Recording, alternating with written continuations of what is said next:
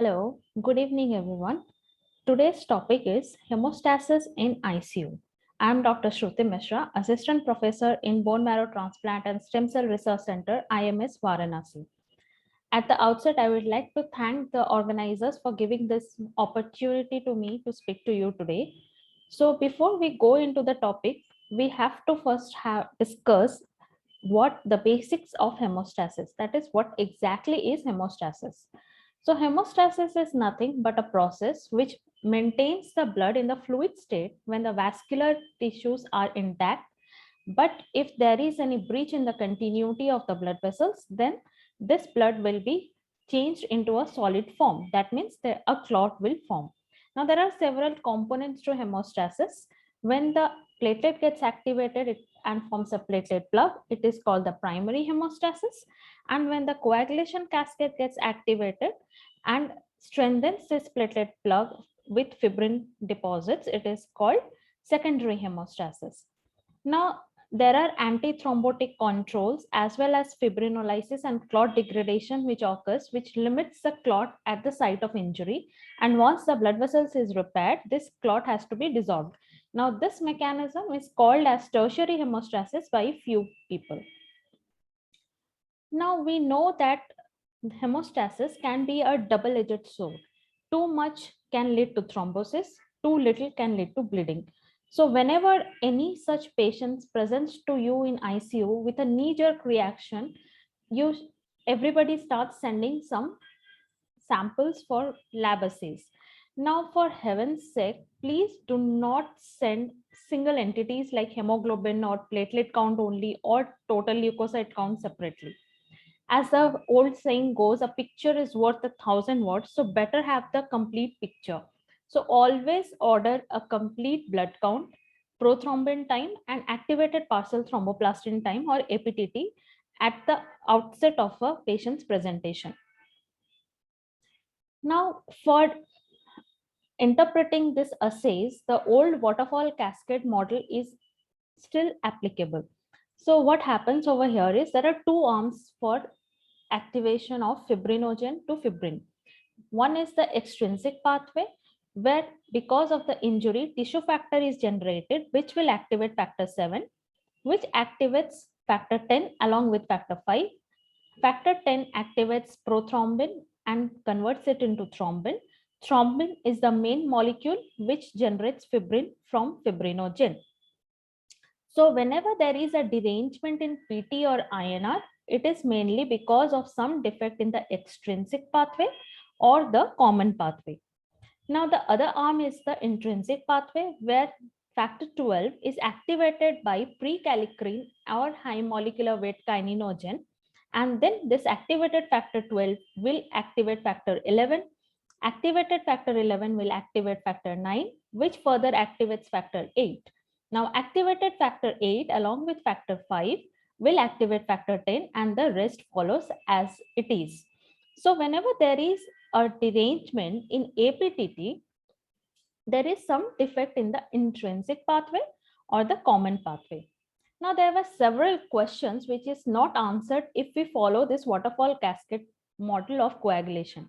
Those questions are like, say for example, a patient is having factor 12 deficiency. They usually do not present with bleeding. Rather, they present with thrombotic disorders. A patient of factor 11 deficiency can have variable symptoms. That means they can have mild bleeding or they can even have a severe bleeding. And also patients of hemophilia A and B, that is of factor 8 and 9 deficiency respectively, are usually presented with severe bleeding. So if the extrinsic pathway is intact, then why is it not compensating for the deficiency of these enzymes? So what is exactly happening? Now their new model called the cell-based model of coagulation is able to answer this. Now it has got 3 steps in it. The first is the initiation of blood coagulation, where because of the injury, some amount of tissue factor that is released will activate factor 7 to 7A. Now this 7A will activate factor 9 to 9A. This part is quite similar to that of the extrinsic pathway. Now this 9A will give rise to some amount of thrombin generation. Now till here it is quite similar to the extrinsic pathway. But what happens is that because of this thrombin is going to activate tissue factor inhibitors. Now those inhibitors will come and inhibit the tissue factor, and thus this on itself cannot propagate high amount of thrombin generation. But this trace amount of thrombin is really important because it initiates or propagates the amplification stage. So what happens is that this thrombin will now activate factor 8 to 8A and 5 to 5A. Now factor 8A and 5A will help in activation of the platelets.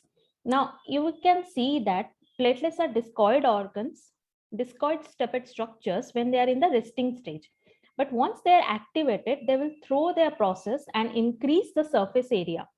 And also because of activation of lipase and floppase enzyme, the phosphatidylserine, which is usually present in the inner leaflet of the membrane, will now be exposed on the outer surface.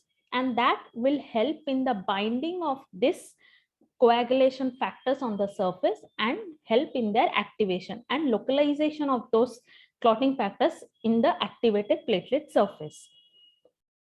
So what happens is, in this phase, there is formation of the Tennes complex and prothrombinase complex. Tennes complex is formed by factor 9A and 8A. This will bind factor 10 and cleave it and form a activated factor 10A. Now, activated factor 10A will move from this complex and go and bind with factor 5A to form the prothrombinase complex. And that will attach with factor 2 or prothrombin and activate prothrombin to thrombin. This leads to the propagation phase where thrombin will now generate large amount of fibrin from the fibrinogen. Now all these things is happening on the surface of the platelet. So these are the basic 3 steps of the cell-based model of coagulation. Now from here we can understand that there is no role of factor 12 per se in this pathway. And factor 11 is also having a lesser role in the coagulation. And the sheer importance of both the factor 8 and 9 in this process is highlighted in this model. And also, since all of these things is happening on the surface of the platelets, it also helps localize the clot formation at the site of injury rather than occurring in random areas. Now, hemostatic pathway, as I have told, it has got 2 arms. So procoagulants are the ones which are helping in coagulation. So obviously platelets and the coagulation factors are there. And also antifibrinolytics like antifibrinolytic agents and antiplasmins will also be the procoagulants because they're preventing anticoagulation. Now, what are the anticoagulants that are present? It is tissue plasminogen and antithrombin 3, protein C and protein A's. All these things are anticoagulants. And balance of this gives rise to hemostasis in our body system. Now, what tests are used for screening whenever there is a derangement in hemostasis? So basically there are 5 tests that we can order. First and foremost, you should have a platelet count. Bleeding time is obviously helpful. Prothrombin time, activated partial thromboplastin time, and fibrinogen assay. All these 5 tests are useful for screening any patient with a bleeding or a thrombotic disorder. But the most important thing that you should keep in mind is history. If there is previous bleeding or you have a patient who is known case of hemophilia presenting to you in ICU with severe bleeding, so you know from which point you should start your workup from. So now let's discuss some few cases. Now first is a 55-year-old patient with uncontrolled type 2 diabetes mellitus presented with septic shock. You sent all the lab reports and the results came as a hemoglobin of 75 gram per liter. That is anemia is there. Platelet 30 into 10 to the power 9 per liter. That is severe thrombocytopenia. INR 4.2, which is raised. APTT 66 seconds. That is again deranged. Fibrinogen 0.7 gram per liter. That is low. And D-dimer is raised. So in this point, what should you be doing? Yeah, we can understand the patient is most likely going towards DIC. But the first and foremost thing that you should ask your pathologist to do is review the peripheral smear and look for cystocytes. Now, once there are cystocytes in the peripheral blood, you are sure that it is a case of DIC. Now, how do we treat a patient of DIC? The cornerstone for treatment is to treat the underlying condition rather than treating the lab parameters. Okay, now there is certain guidelines like International Society of Thrombosis and Hemophilia. They have got a scoring system. They use the parameters like platelet count, fibrin marker of D-dimer degradation products or FTPs, prolonged PT time, and fibrinogen level, and calculate a score. If it is more than equal to 5, that means it is compatible with overt DIC. But if it is less than 5, then it is suggestive of non-overt DIC. Now, how do we treat them? What should we do with these patients? There are guidelines for that also.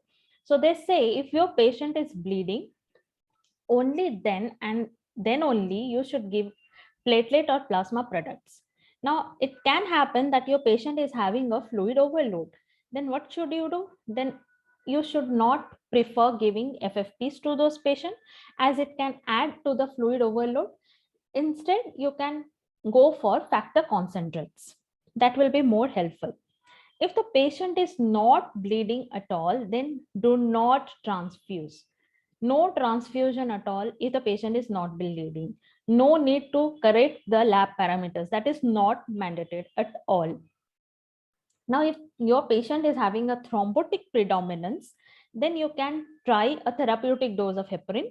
And if it is associated sepsis is there, a recombinant human activated protein C can be given. And this is a scoring system that is so far is basically a sequential organ failure assessment. You people must be well aware of this, and it uses the respiration, coagulation, liver parameters, cardiovascular system, CNS, and the renal. So all the major organs, and tries to see the effect or the failure of these organs in a patient of septic shock. Now, is there any role of TEG and ROTEM in this patient?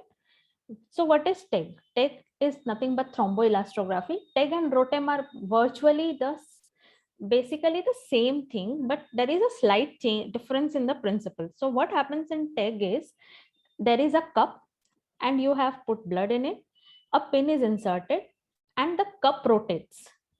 And once the clot starts forming, the pin will be stuck. The rotation stops. The same thing happens in ROTEM, except here the cup is stable and the pin is rotating. Except rest, everything is same. So you take some blood, you put some agonists and you rotate, let the machine rotate the cup or the pin, whichever, depending upon the machines that you have, and some plots will be generated. So how do these traces look like? The traces are very similar in nature. So first, initially there will be nothing or straight line. That is called the R time in TEG or reaction time, and city or clotting time in ROTEM. Next, a slight slope formation increase is seen. This is called the K time or kinetic time, and or CFT clot formation time in ROTEM. Alpha is the angle for both, which is the tangential line of the initiation of the curve to the baseline. Okay. MA is the maximum amplitude or maximum clot firmness for ROTEM, which shows you the strength of the clot that is formed. Now, TEG and ROTEM, unlike your other tests like PT, APTT, which are just testing a specific aspect of coagulation in vitro, they are trying to see the whole model of coagulation as well as clot lysis that is happening in vivo in vitro. So here not only we will see the clot formation, clot strengthening, we will also see the lysis of the clot because of the fibrinolytic agents that is present in the blood. So you will have CL or LY, that is the lysis time at 30 and 60 minutes respectively. Okay. Now, what changes will happen in these curves in different diseases? So if these are the normal curves. Now, what changes can happen is that in hemorrhagic diseases, if the clotting factors are deficient, the R time increases or the clotting time increases in ROTEM. And if the platelet function is defective, that means platelet count is low or something, the strength of the clot reduces. That means the amplitude reduces. Low fibrinogen will lead to lessening of the alpha angle and lessening of your clot formation time. Similarly, if the patient is thrombotic or hypercoagulable, then what happens? Your alpha angle increases and the strength of your clot also increases, the amplitude increases. Now, you can also find cases of fibrinolysis. You can pick up these cases from this traces.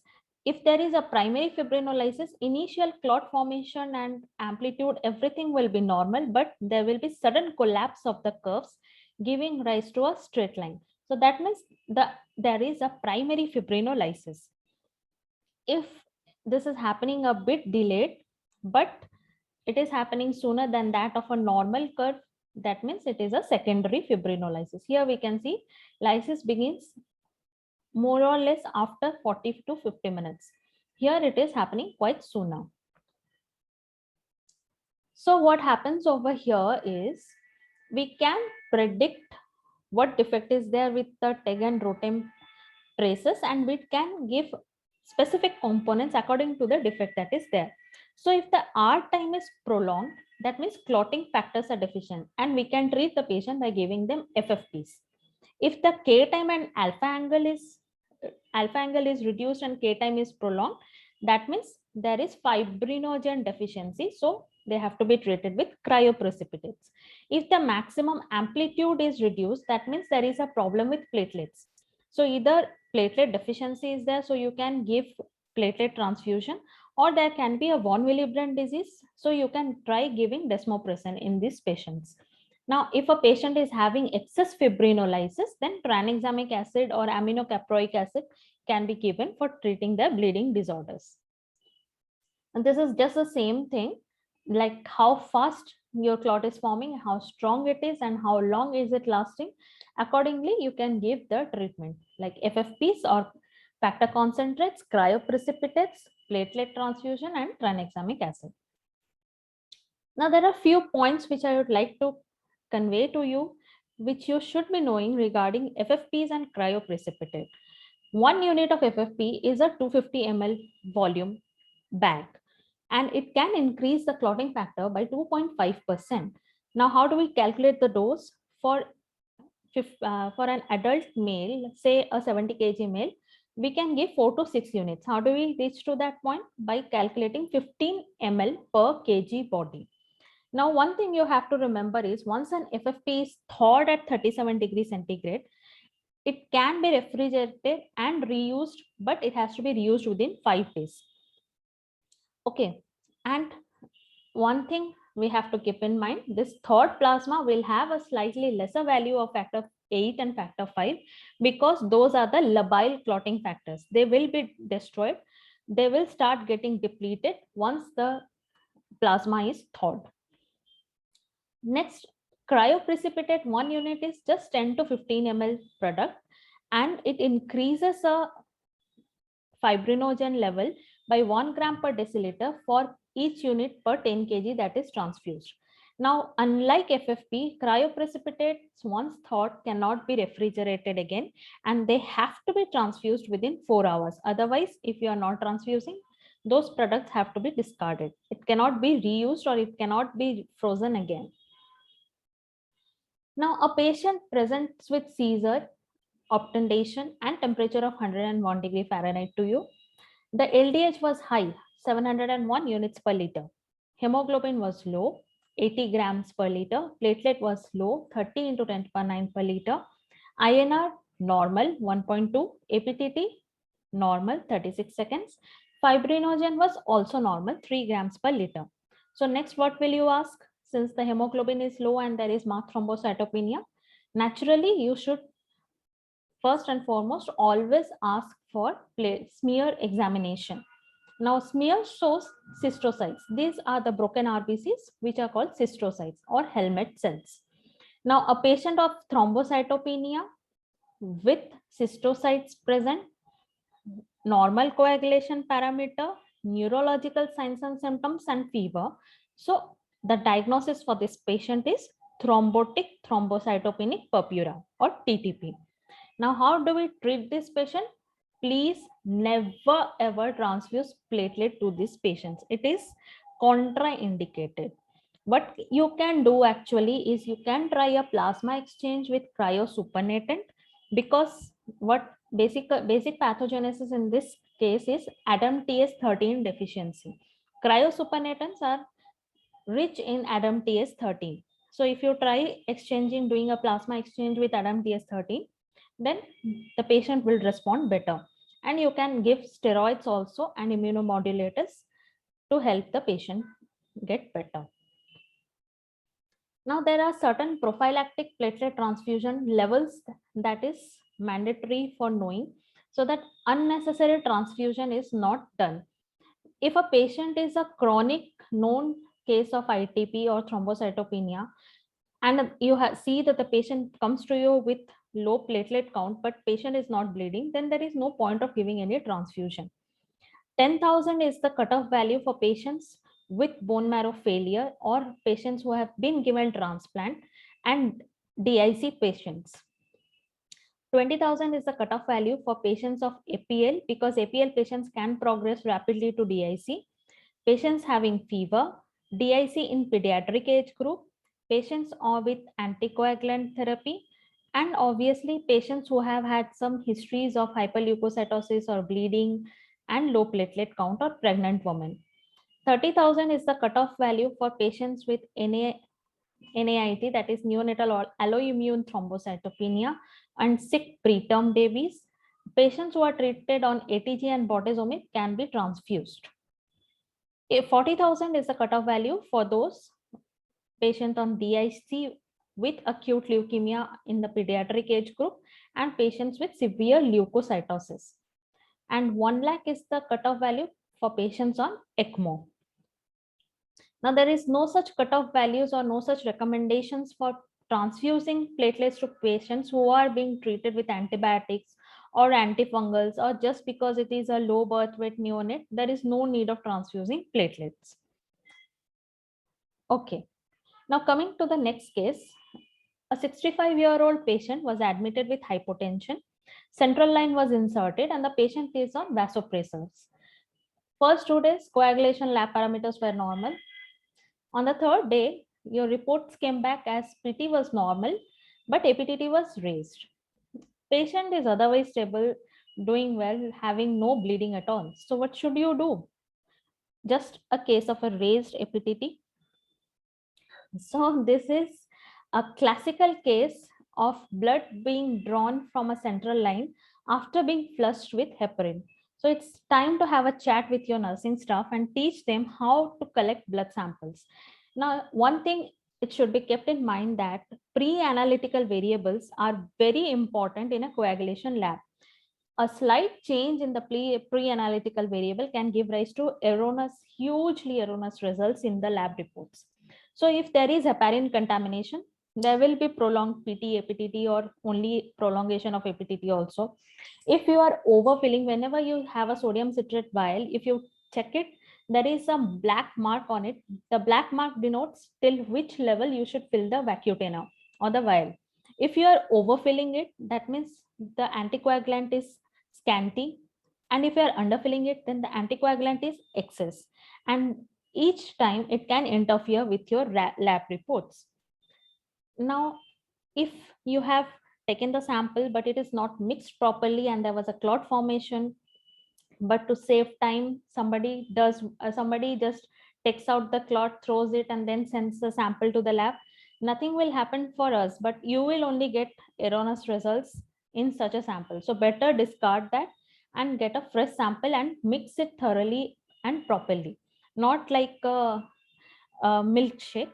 It should be inverted minimum twice completely to have a proper mixing with the anticoagulant. Now, in coagulation lab, whatever samples are being collected, it should be reported within 4 hours. If there is any delay, it will lead to erroneous results. So all these things have to be kept in mind while interpreting the reports that is coming back to you. and you have to make your staff aware of these factors also. So what you can do in this particular patient is draw a fresh sample from the peripheral vein and then again check for the PT APTT. Now we have a case of SLE. The patient came to you with acute flare of disease and renal failure. The basic panel in this patient also revealed similar case results like that you saw in your previous case. PT-INR was normal, but APTT was raised. Now what should you do? So here, since it is a case of SLE, it need not always be a bad draw of blood. In every case you have a raised APTT. So SLE cases can be because of lupus anticoagulant, presence of lupus anticoagulant. So what you should ask for your lab is, you should ask them for a mixing studies. So what we do in mixing study is, basically we take one part of the patient's plasma, mix with equal part of pooled normal plasma, and then recheck for the test that is erroneous, APT or APTT. Now the concept goes that coagulation factors, even in 50% concentration, are enough to give you correct PT APTT. Okay, it won't be prolonged. So what happens if it becomes normal? Then the patient is definitely having a factor deficiency. But still on mixing, if you are not getting a normalized result, then the patient is having either an inhibitor or lupus anticoagulant present in it. It definitely is not a factor deficiency. So how can we, now in this patient, the clotting test was not normalized. So you have got an idea that the patient is a case of lupus anticoagulant. Now, how should you treat these patients? Naturally, from this test itself, you have understood that giving a pooled normal plasma, giving an FFP in this case is futile. So if you have a case of APLA or patients with lupus anticoagulant, please refrain for pouring in FFPs in them, because you can clearly see that it is not going to help them in any way at all in their clotting defect. Now coming to the next case, a 46-year-old male presented with 10-year history of ITP suffered a traumatic brain contusion after a bicycle accident. The patient was admitted in ICU. The count was 11,000. The neurosurgeons required a minimum cutoff of 50,000 to control the bleeding. The outpatient file showed that previously the patient had good response to corticosteroids and IVIG. So what should you do next? So in such cases, steroids, IVIG and anti-D are usually the first line of treatment. If they are not responding to them, you can give TPOs and rituximab. The third line will be your danazol, dapsone, vincristine, mycophenolate, cyclosporine, etc., etc.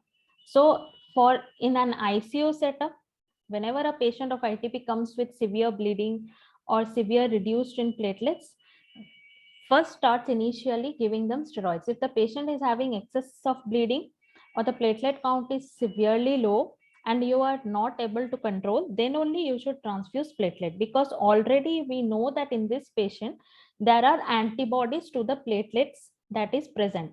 So if you keep on transfusing platelets to those patients, it will only increase in production of further antibodies, and that will lead to further deterioration of your patient. Now coming to the sixth case, a 79-year-old female, a patient was on aspirin and clopidogrel after implantation of the coronary stents. Several weeks before, she developed an in-stent thrombosis with myocardial infarction and cardiac arrest. After a successful resuscitation and angioplasty, the patient was admitted to your ICU. Aspirin and clopidogrel was continued and therapeutic unfractionated heparin was started. Now the patient went into a cardiogenic shock with multiple organ failure, and the platelet count dropped from 326,000 to 28,000 in the day 5 of your ICU treatment.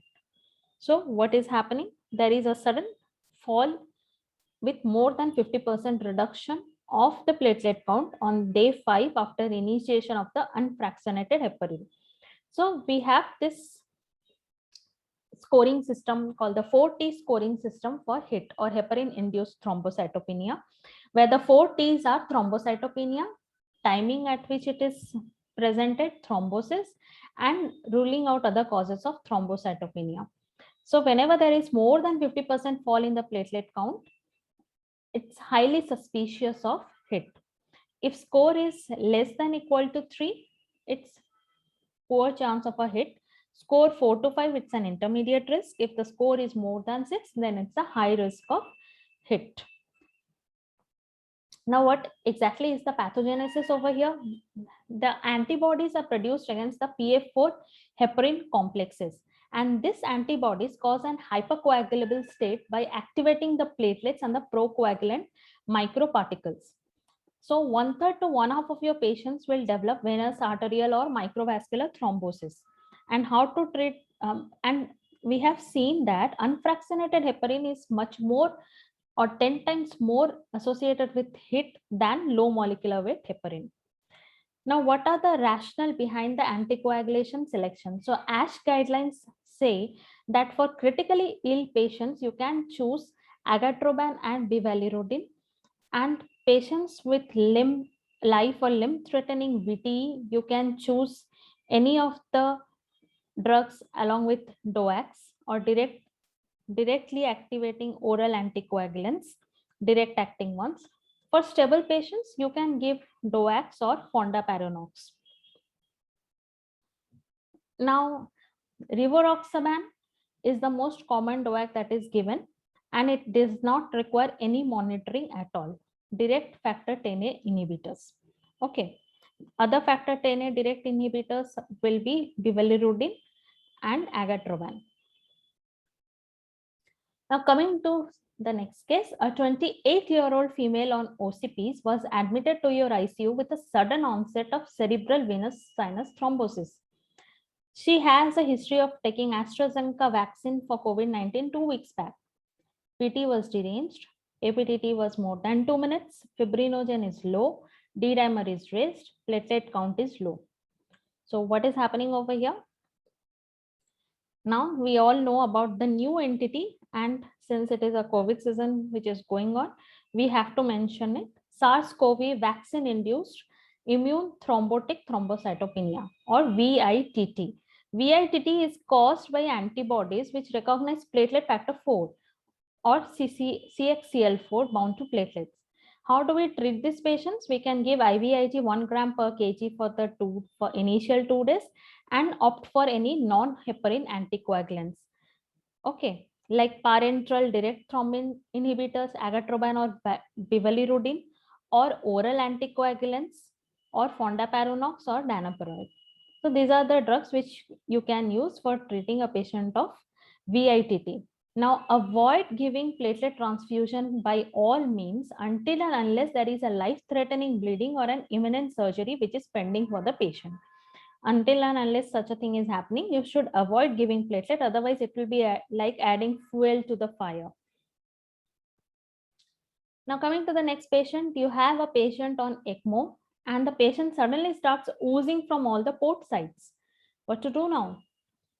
Sent a basic coagulation panel, PT came back normal, APTT was raised. Then what you can do is you can ask for von Willebrand antigen level and activity level. Why? Because von Willebrand antigen came back as low. So now we know that it is a case of acquired von Willebrand disease.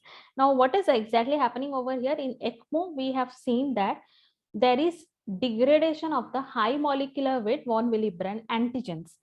And those high molecular weight antigens are only the one which help in your initial adherence of the platelet adherence to the surface. So whenever there is a loss of this high molecular weight von Willebrand antigen, patient will have bleeding, surface mucosal bleeding, as well as APTT will be raised because we all know that von Willebrand factor carries factor 8. Okay, so if a patient of ECMO has a raised APTT and is bleeding, then always try to rule out an acquired von Willebrand disease in those patients. Now, enough discussion about bleeding patients. Let's have some discussion of the other side or the other part of the spectrum of the disease. A COVID patient came on steroids, suddenly collapsed. You found that the patient has got massive pulmonary embolism. What will you do now? So for acute pulmonary embolism, basic treatment is basically you can give them direct, if it is an uncomplicated PE, only anticoagulation is given. If it is submassive PE and there is a low risk of bleeding, systemic or catheter directed thrombolysis is considered. If it is a high risk of bleeding, then catheter related thrombolysis or thrombectomy can be done. If it is a massive PE and then with a still low risk of bleeding, you can give systemic thrombolysis. But massive PE with high risk of bleeding, better to do a surgical embolectomy in these patients. Now, these are the certain screening tests which we do for thrombophilic patients. But whenever a patient comes with you to you in an acute phase, that means a recently developed thrombotic episodes, do not screen the patients at that time, because all the tests will be erroneous in that time. Okay, so there is no point of screening for hemophilia whenever the patient is presenting to you acutely because of a new episode. Now, there are certain protocols for treating COVID-19 patients in ICU. If the D dimer is more than 1 nanogram per liter and you have excluded VTE, you can do serial fibrinogen level or TEG level. And according to the TEG parameters, you can give the treatment. If R time and fibrinogen are normal, there is no need to give any anticoagulation. If everything is normal, but there is pre-existing or persisting VTE and risk factors are there, if there are lesser risk factors, you can use low molecular weight heparin. If there are multiple risk factors, you can use intermediate dose of low molecular weight heparin. And if the patient is having a hypercoagulable pattern, like I showed initially, and the patient has a bleeding score under 2, then anticoagulation can be given to such patients. Now, whenever you're giving a direct oral anticoagulants, you should have some idea how to monitor these drugs. Dabigatran can be monitored by doing an APTT or thrombin time, and quantitative can be done by diluted thrombin time or Ikarin clotting time. Rivaroxaban and apixaban can be qualitatively assayed with prothrombin time, and anti-tanning is usually done for quantitative and highly selective screening assays. These are just a list of certain tests which is given in this good article for any antiplatelet drugs which you have giving and which you want to monitor. So thromboelastography also has got a good role in monitoring antiplatelet drugs also. Now, let's discuss whatever we have talked about till now in gist. So patient with mucocutaneous bleeding, if it's such a patient is presenting to you, ask for a platelet count. If platelet count is normal and APTT is prolonged, then it is a von Willebrand disease, and APTT is normal, then there is either a defective platelet function or Granzmann's thrombasthenia. If platelet count is low, that is thrombocytopenia with small size platelet, usually Wiskott-Aldrich syndrome. Large size platelet can be seen in ITP or Bernard-Soulier, and normal size platelet can be seen in aplastic anemia or leukemias. And patient with deep joint bleeding, they can have either PT prolonged only. Only PT prolonged will be obviously defect in the extrinsic pathway. Only APTT prolonged will be defect in the intrinsic pathway and von Willebrand disease. Both and prolonged, you have to do a thrombin time. From thrombin time, you can see whether it is DIC or fibrinogen deficiency. And if thrombin time is normal, then it is usually a vitamin K deficiency or factor 5 or factor 10 deficiency. If all are normal, then you can check for factor 13 deficiency. So always keep in mind that any lab results should be interpreted in context with the clinical picture, and deranged screening results do not require correcting unless they are associated with symptoms. Screening abnormalities do not predict bleeding, and they should avoid giving unnecessary transfusions and blood products unless and otherwise it is absolutely required. So thank you for your attention. I can take any questions now.